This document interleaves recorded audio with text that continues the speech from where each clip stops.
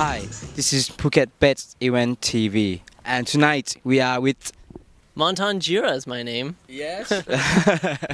So let's go. Let's start off I have a few questions here. We heard that you been playing in Phuket quite a few times before, and how is it feeling to be back again? How long now? Maybe a year, maybe longer. So yeah, it feels good actually.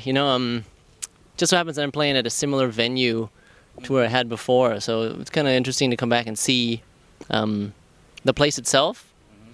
And it's always good to come and hang out by the beach because I'm always stuck in the studio. It's nice to come and relax and have some time outside of the studio. Outside of the studio in the block. Yeah. Tonight, you are playing at Breeze? At Breeze Club? Yeah. So what kind of music you be playing to the crowd tonight? Well, lately I've been playing quite a bit of a mixture of house and techno, but more so on the I guess tech house. Tech house. Yeah. So stuff within that vein. I've been moving through out of the whole minimal thing. I mean, it's still pretty clicky and whatnot, but not as sparse as what I used to play. So Can you describe to listener or our our audience for a bit what is tech house? I don't know really. How would I explain it? I guess it's a mixture between techno elements and house elements. Sometimes there's. So that's why it's called tech house. I guess so. There's so many different subgenres and mixtures of different styles that it's difficult to categorize anything. You ask what type of music. I don't know. Every song kind of fits differently, even within the categories that I've set. You say, what are you playing? You open up my set and I still categorize it in maybe 15 different subgenres that I feel like, well, this is like the deep rolling stuff. This is more of like what I call snare techno. And this stuff is a little more, more housey, and this is very swung, and so it's so many different, and sometimes each individual track has its own genre. So I don't know. I find it difficult to kind of explain. I guess you kind of have to come and listen. So guys, come and have a listen. How would you describe the sound of your music as your own productions? Oh, well, it kind of ranges. A whole bunch of different things. We just finished a remix for this local band Goo, which is it's a lot of the members from Montonn are now in Goo, and that was a very commercial, I'd say the dirty electro house. Electro, yes. Yeah. It used to be electro anyway. Yeah, so it's a very kind of modern electro house sound, heavy wobbly basses and stuff. So that people don't usually relate that genre to me. So. It's something kind of new, but it's under a different name. It's me and Johnny working together, and it's called Prachao Jot is the name of the artist. So that's a lot of that stuff. The stuff that I've been doing on my own, a lot more. Some of the stuff under my own name, it's very vocal, but it still has elements of house and techno in there. But I'm singing on top of it, which is kind of strange. And then there's also stuff that's just pure dance floor, minimal.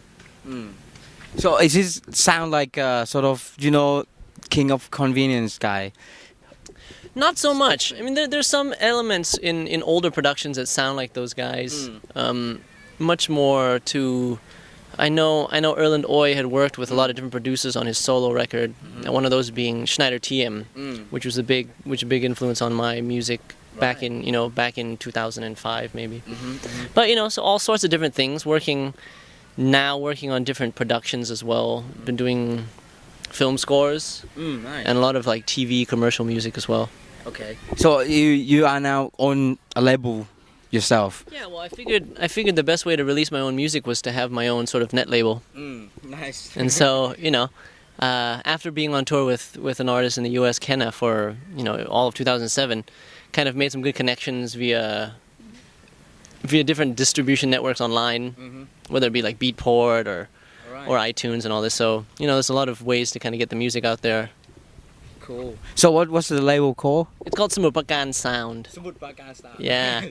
One, because my ID card says I live in Samut, and secondly, it's a good contrast of being so rural, whereas the stuff that we make is pretty pretty urban in a weird way. Urban, yeah. You know, so there's good contrast there. People, wow, sounds like is it like a country music label? Yeah, Traditional? because it's very Thai. Yeah, it's very Thai. It's very Thai. But the music we make isn't very traditional at all. So Right.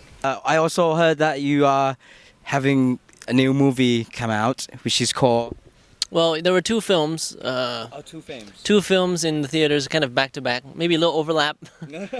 The first one was called That Sounds Good, as the English title. The second one was called Pop Star. Yeah, it's been a while since I've done films, almost 10 years maybe. So it was kind of interesting. I heard this pop star had been hold quite a while as well. Pop Star was shot back in 2007, and I think because That Sounds Good was coming out, the producers and the financiers of Pop Star decided it was a good time to bring the movie out. All right. Just because there's a lot of PR and they figured there's enough it's press like a on. good kick, right? Yeah, a little good kick. You're like, oh yeah, might as well go see two films. Yeah. We're doing like promos where you could buy both tickets and watch both films back to back, double feature. So Double feature, yeah. yeah, so it was kind of cool. That Sounds Good.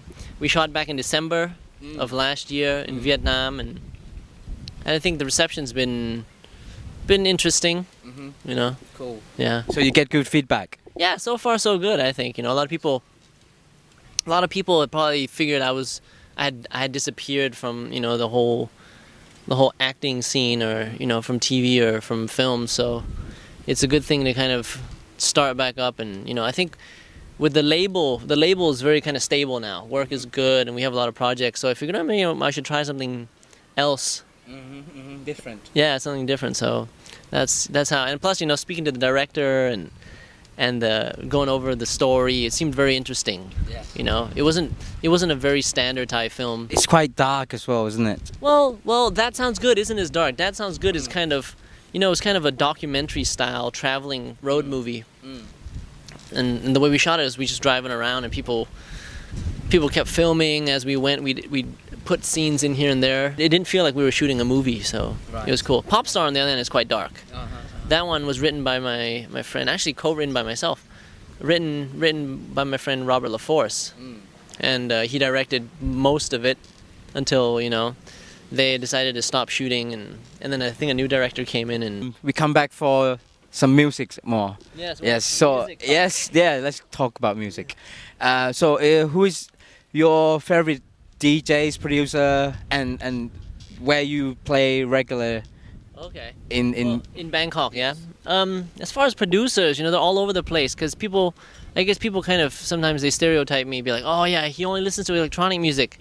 Well, that's not really true. A lot of the music. I mean, they forget that I started out in rock bands, and so I guess it's easy to be like, oh yeah, he only does techno. But favorite producers, they're kind of across the board. One of my favorite producers is probably John Bryan. Look at his discography. It includes all sorts of strange artists. Fiona Apple. He's done a lot of the Amy Mann stuff. He scored Magnolia, Eternal Sunshine of the Spotless Mind. He produced the last Kanye West record. Right. So all over the place really. I like his sound, his style. Seen him play live. He's a good artist himself. As far as electronic music, I'm a big fan of Matthew Deere. Matthew Deere. Yeah, I'm a big fan of Matthew Deere just because he's kind of had his foot both in, dance, very underground, And cutting pop edge. sounds. But yeah, but he's able to mix it, and throw in, and also under all his different aliases, as Audion, Yeah. as Matthew Deere, as False. They all have different characteristics, but you can always tell that, he has his style. Yeah. So he's got the sound still. yeah, he's got the sounds, but he doesn't limit himself to be like, I only do this, or I can only do that. He's able to kind of keep it fresh, and keep pushing himself to not really follow any specific borders, I guess. Yeah. Yeah, so I mean, those are kind of the guys. I could go on and on because there's so many different types of artists. I could, I love Matthew Deere myself. Yeah, right. Great artist. He has a new album coming out soon. Yeah. Yeah? Nice. Yeah. So, where do I play regularly? Right now we do a monthly party. Sumabakan Sound hosts a party every month, usually last Saturday of the month.